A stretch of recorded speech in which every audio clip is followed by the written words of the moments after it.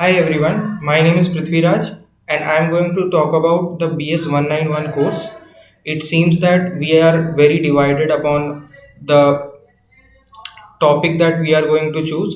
So I am going to present my case on why we should choose the topic that I was suggesting.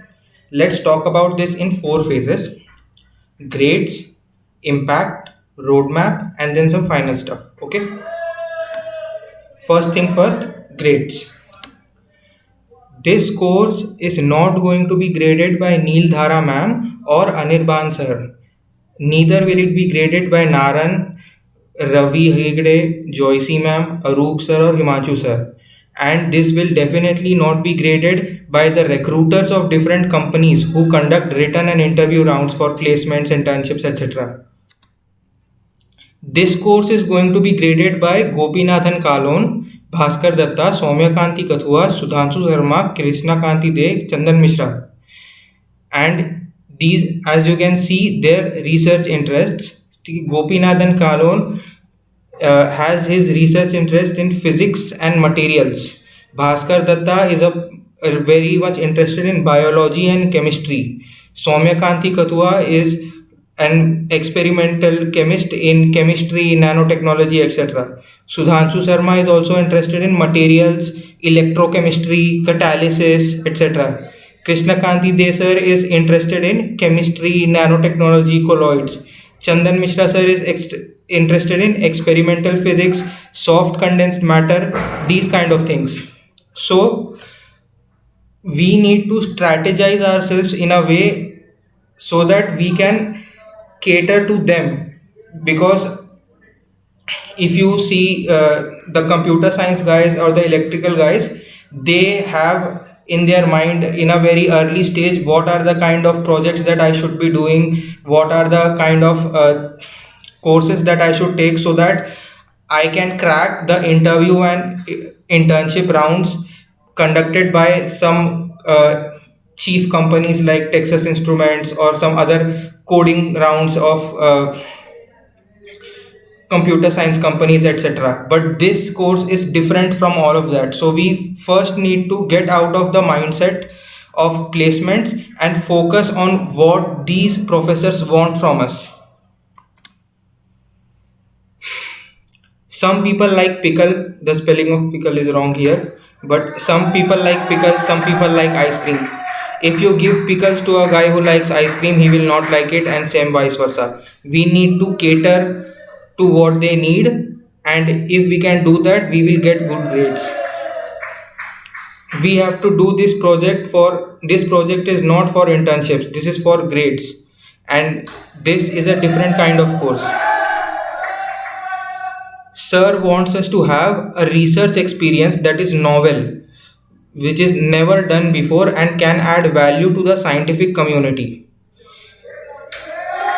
This has nothing to do with doing existing things in the shortest time possible. For example, let's say you want to come up with a piece of software, and you have to do it in the smallest time possible to be the best. But this is not like that. This is not about being efficient or being fast. This is about doing something entirely new and adding something to the scientific community. The research must have some commercial application, because the goal of research is to generate revenue from intellectual property rights like patents, research papers, etc. You guys are no doubt better in getting placements, but you must trust me with this one. Guys who actually do research will get more grades than guys who take ideas from the list that was provided by sir, because as you already know, in doing 2 years of courses,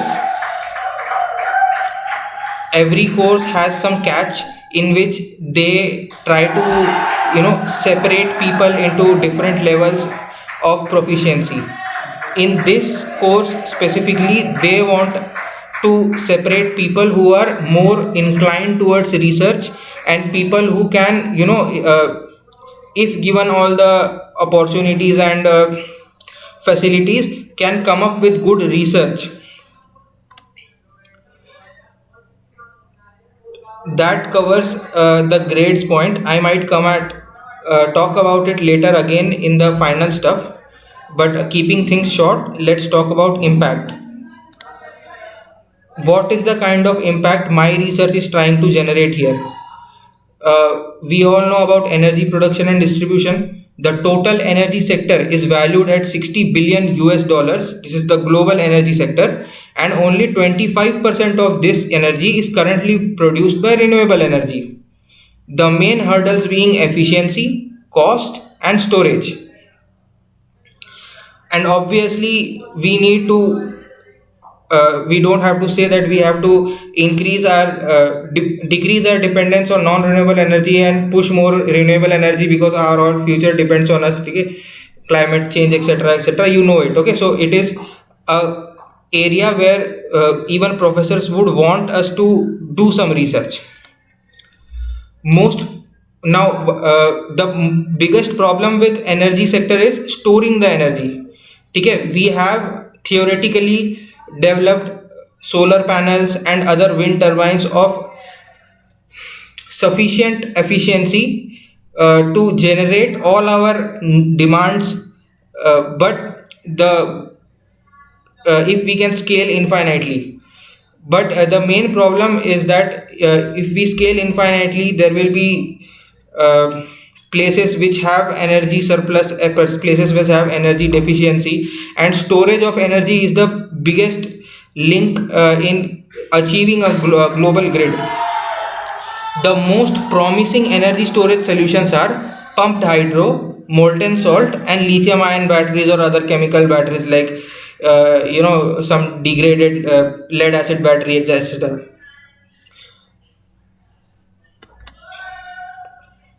So, in this, if I talk about molten salt concentrated solar power, I have gathered some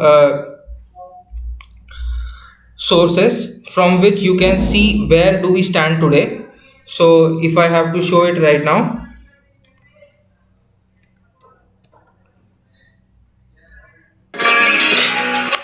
see, these are very small videos. Okay, like 3 minutes, 4 minutes, and then like again maybe 6 to 8 minutes. Please bear with me.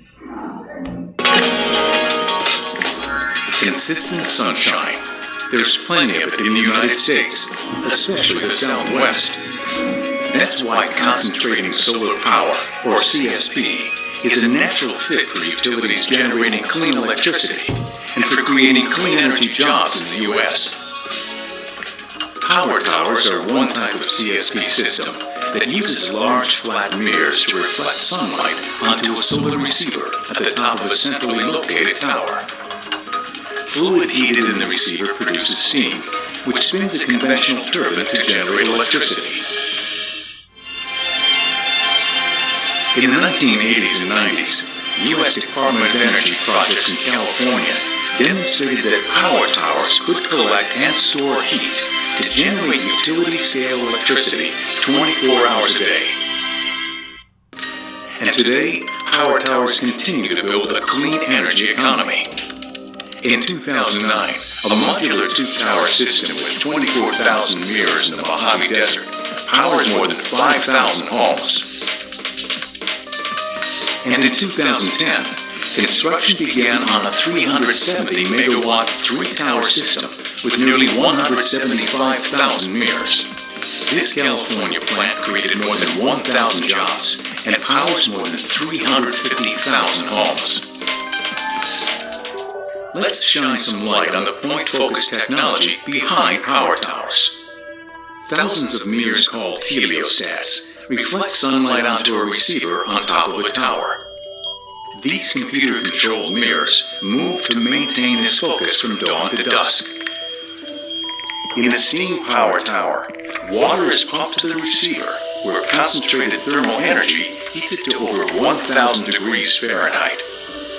Some of the super-hot steam is stored in a tank, while most is sent to the power block.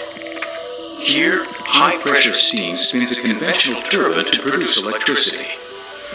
One of CSP's great advantages is that thermal energy can be stored for later use.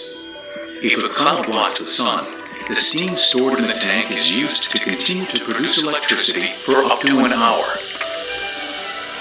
Another system uses molten salt instead of water. Cold molten salt is pumped to the receiver, where it is heated, then flows to a hot storage tank. The hot salt then flows through a heat exchanger, where heat is transferred to water, producing steam that spins the turbine. The molten salt then flows back to the cold storage tank. In extended cloudy periods or at night, the stored hot salt can continue to produce steam and generate electricity reliably for hours. Today, innovation continues to drive down costs and boost efficiency so power towers can supply utility-scale power, providing dependable, clean electricity to homes, businesses, and communities. Power towers reflect America's shift to a prosperous, clean energy future.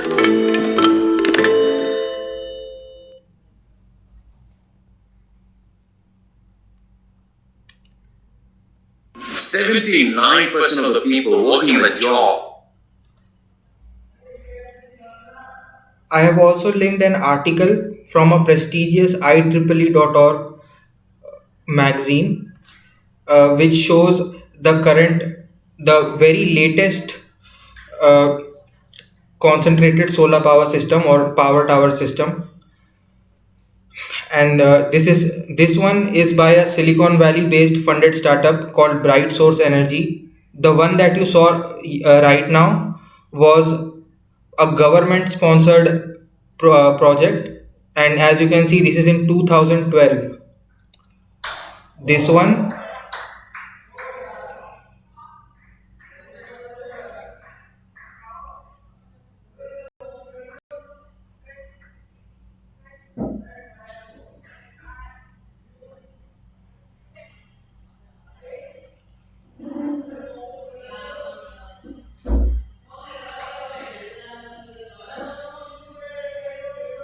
is also published in 2011. Okay. And then there is another project in Mojave Desert, California, and this is a quick glimpse on where the technology is right now. This is by another company.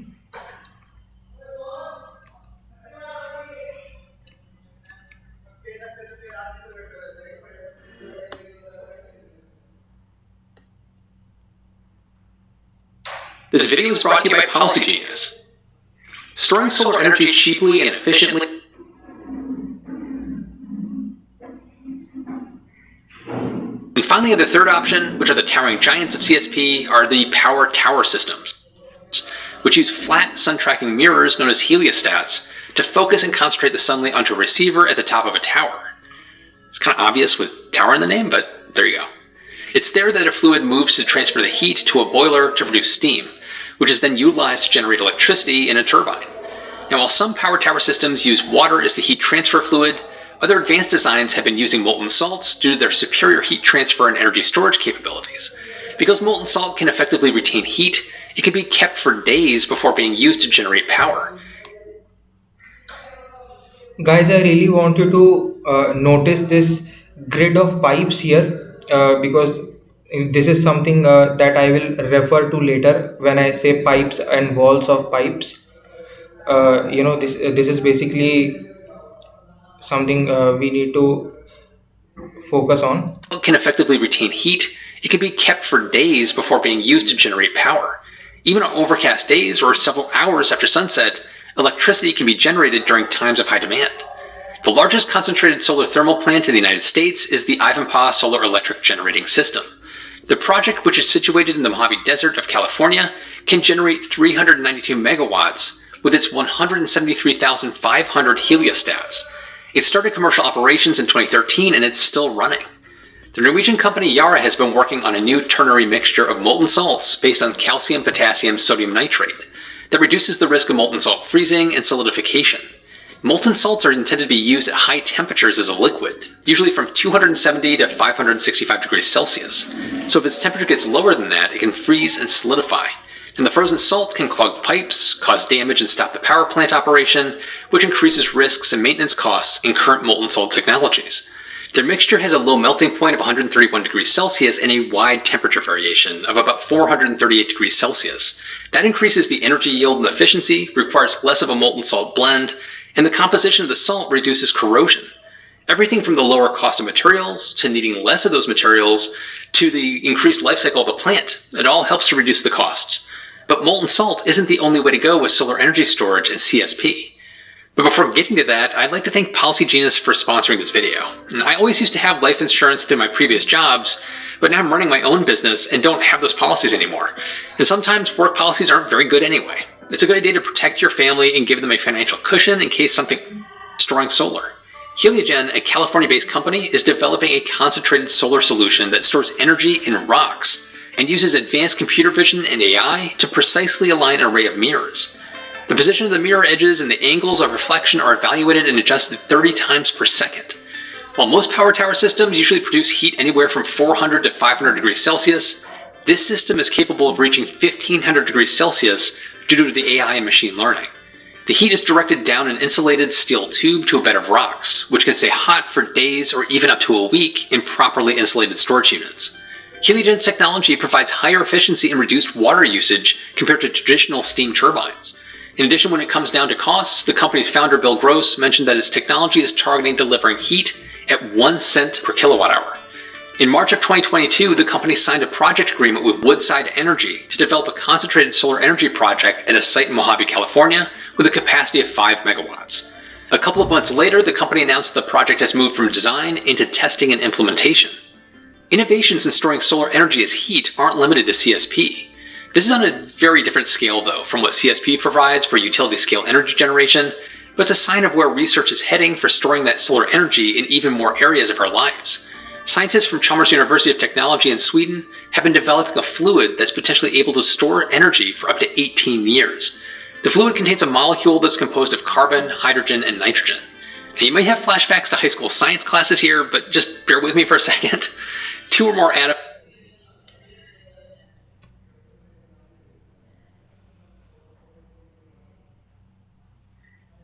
What are the challenges with this molten salt power tower? The molten salt precipitates out of the salt mix in the pipes that we saw connecting the hot and cool chambers. These need to be cleaned using a plant cleaned, causing the plant to shut down and cause loss in revenue due to downtime and frequent maintenance. This precipitation of salt issue is the only cause this technology is not scaling. Other technologies, though not so efficient like solar panels, wind turbines, have scaled, but this technology is not scaling due to the molten salt solidification problem.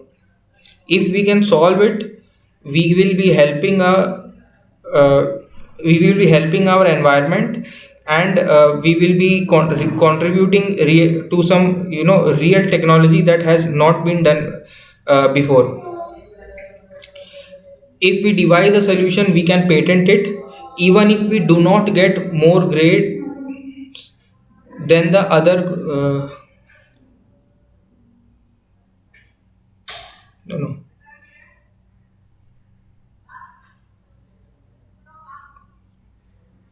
Yeah, even if we do not get the exact solution, we will still be getting the phase diagram.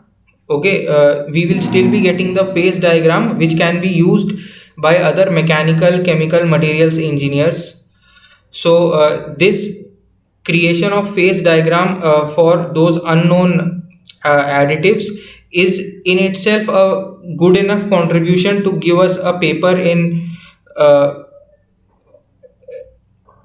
respected research publications.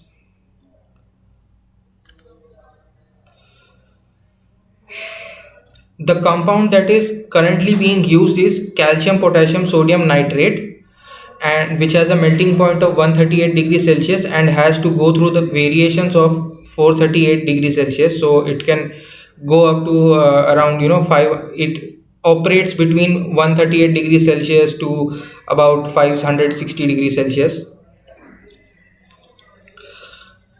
So what can we use as an additive? So I looked at some melting points and boiling points of some elements and compounds. So, and I have listed it on the table in this table. So gallium has melting point of 29 degrees Celsius and boiling point of this, and then gallium nitrate has this kind of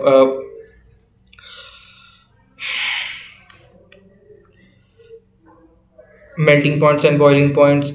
Tin, bismuth, and these are some of the elements of bismuth.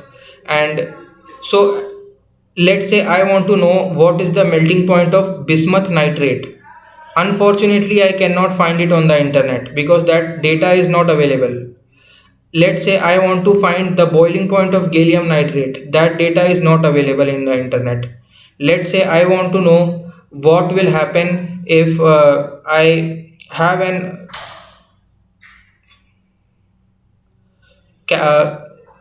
if I add bismuth to this salt at this temperature, what will the chemical reactions be like?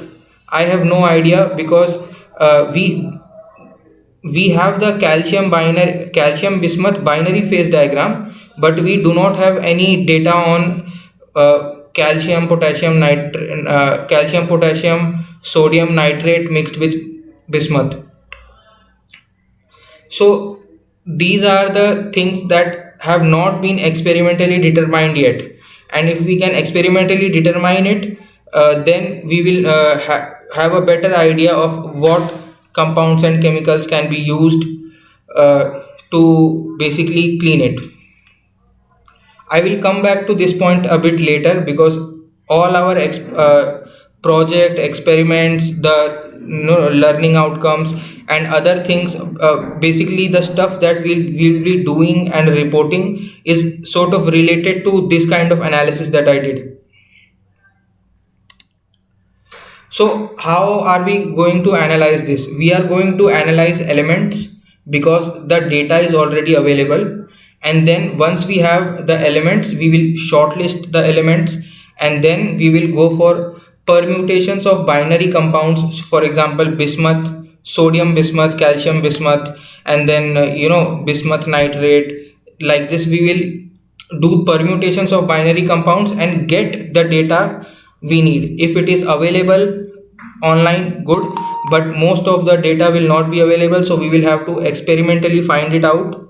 Okay, so this is the part of the experimental chemistry that we are doing. Okay, the stuff that BSc majors do. And then once we have the binary phase diagrams, we will have a better idea of how the chemicals react with each other, and then we can further shortlist our compounds related to the behavior they show at those temperatures, and then we will have propose we can propose final solutions that we can use as phase diagrams. We can propose final solutions, and then we will have to find out the phase diagrams of those final solutions and compositions, final solutions at different compositions.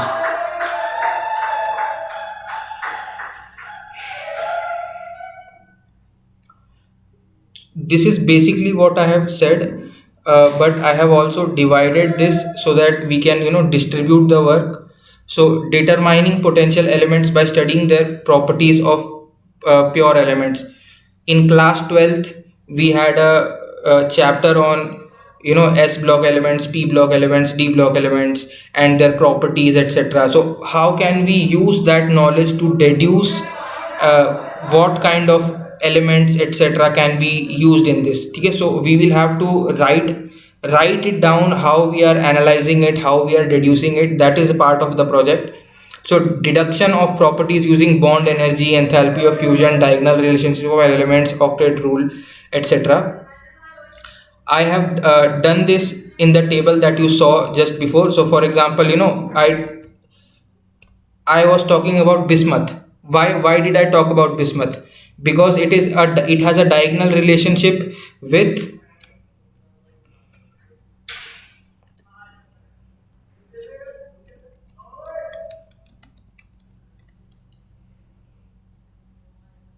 bismuth has a diagonal relationship with tin, gallium, and gallium, etc. are known to melt easily. So we might try to see when will bismuth melt, etc. And then we want to make sure that the cleaning solution we are using is forming compounds with potassium, is forming compounds with anions, like in this nitrate is used. So nitrate can dissociate in oxides and nitrogen oxides. So bismuth is we have studied that everything on the right side of carbon is behaves like iron, but as we go down the metallic character increases. So bismuth will may react with fluorine. So as a bismuth as an anion, how will it behave in solutions, etc. So that gives us some idea of how will bismuth react, how bismuth might react with nitrate or bis oxides, even though we don't have the real data of bismuth oxide. So these are the kind of uh, arguments or the deductions that we need to write it down as our uh, you know uh, as the report that we will submit.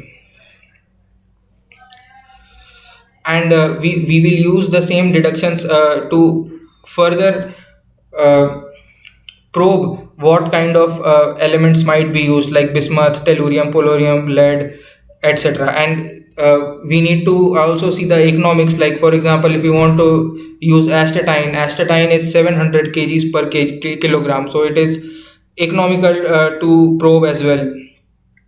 So and these kind of monies, I spoke with Gopinathan sir. The money and facilities like labs, etc., will be provided if you ask, and they expect us to ask for it because it shows that yes, we are doing research. Um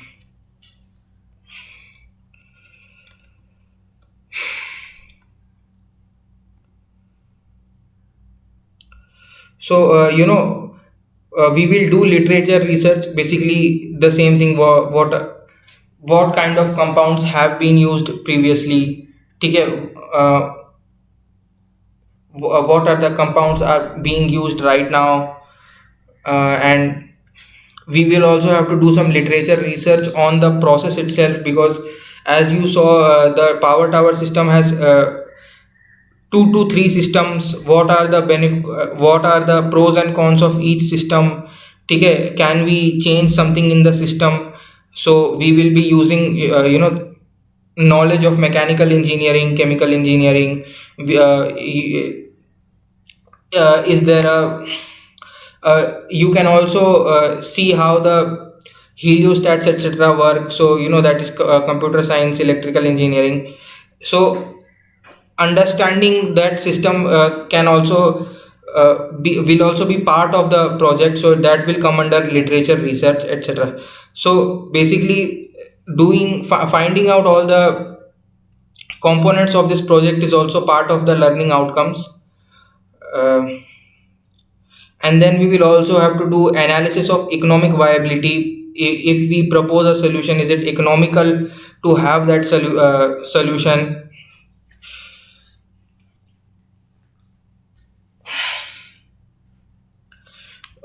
And then we will also have to do lifetime analysis of, let's say we have for example, let's say we settle on bismuth metal, that we will be using bismuth to clean it. So we will have to find out how is the bismuth produced, how will the bismuth be transported here, how will the bismuth be recycled, Is it going to add toxicity to the environment? Are there any other environmental hazards in mining bismuth, etc.? You know, so we will have to do these kind of analysis as well. So, and these are all sitting on the desk doing typing on laptop stuff. Okay, and this does constitute as proper research, so we will be graded for it. And then here we studied the potential elements.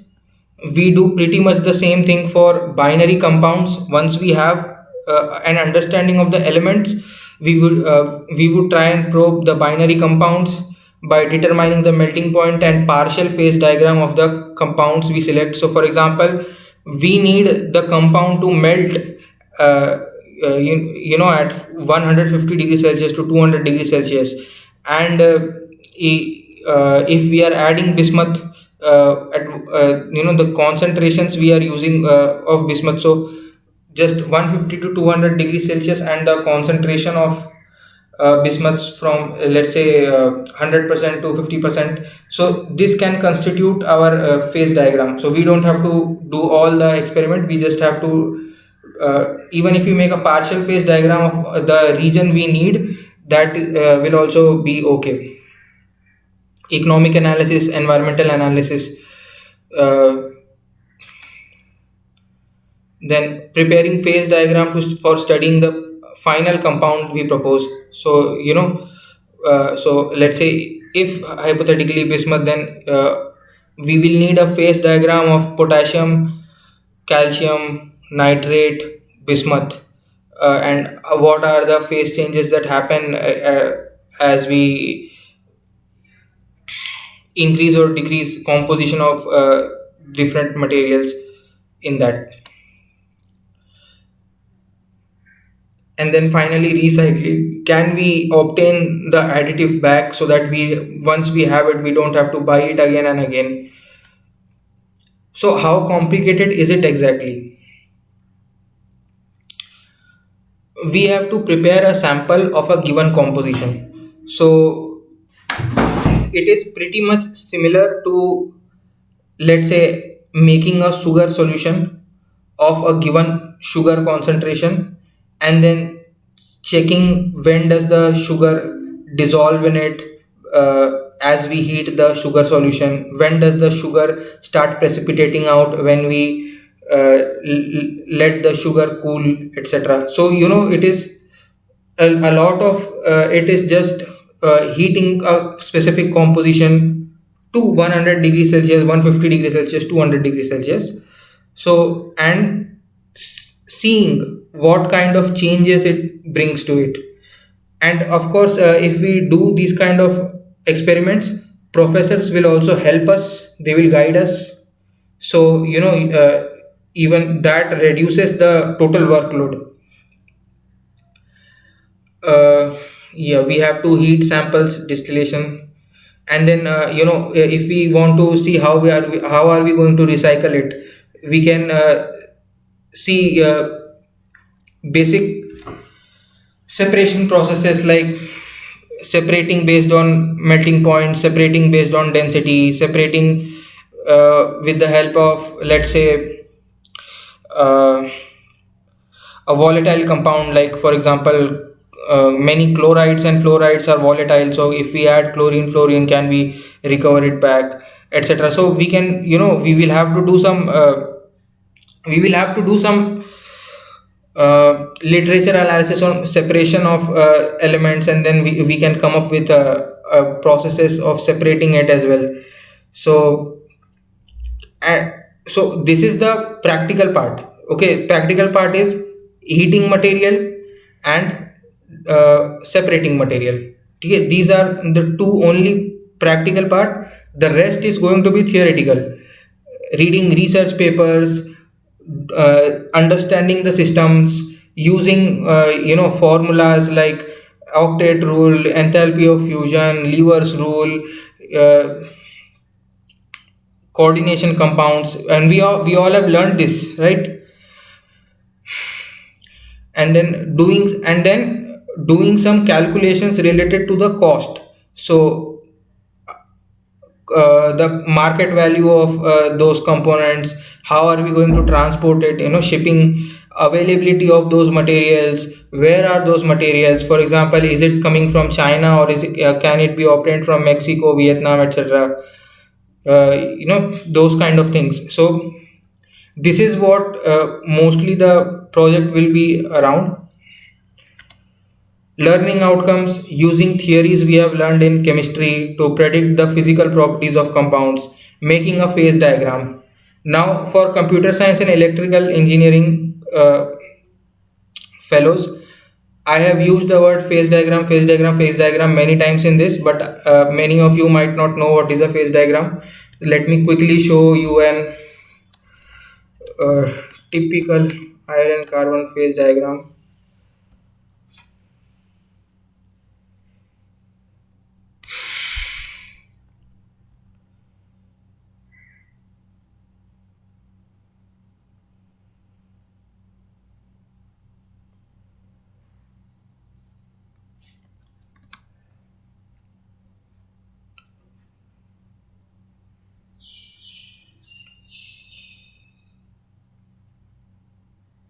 This is what a phase diagram would look like.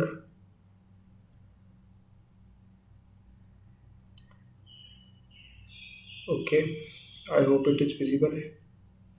So this is also a partial phase diagram, carbon 0 to 66.67% carbon weight percent, and temperature says let's just say 750 degrees Celsius to this.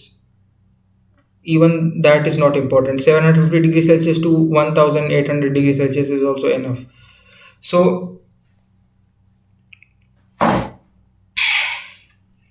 this is what we will call a phase diagram, and chemical engineers, mechanical engineers need this to develop materials engineering students obviously need it. And this in itself is a very important tool. Think of it like uh, phase diagrams are as important to materials engineers as VS Code is important to computer science students. Okay, so you do your coding on VS Code, so you need these kind of tools to make materials. So even if we make a phase diagram, that itself is a very big contribution.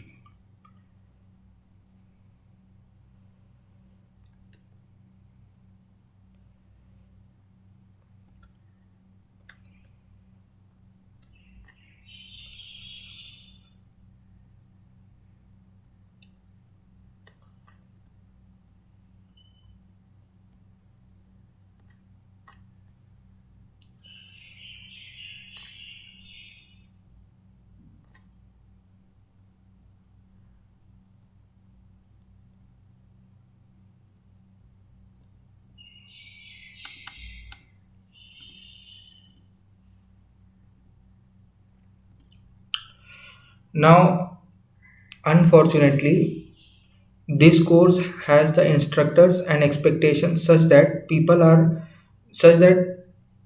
from BSc or materials engineering have an advantage, as it is in their comfort zone and not in the comfort zone of extremely great competitive coders or microcontroller designers.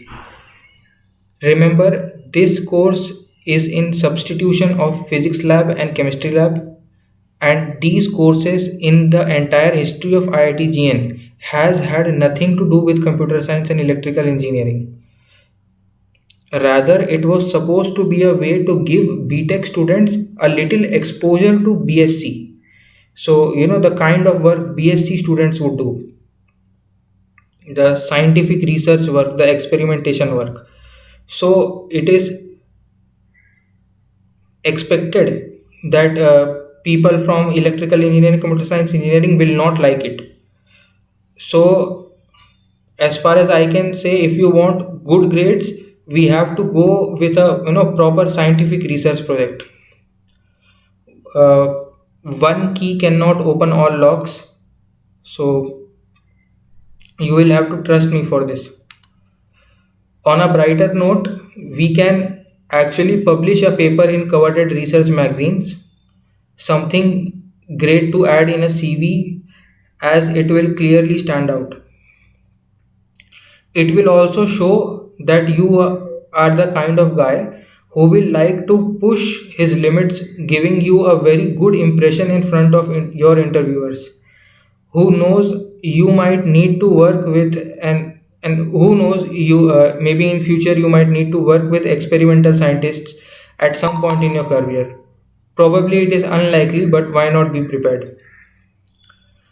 Guys, I understand that you have other commitments and it is not possible for you to give too much bandwidth to this because there is internship placements and whatnot.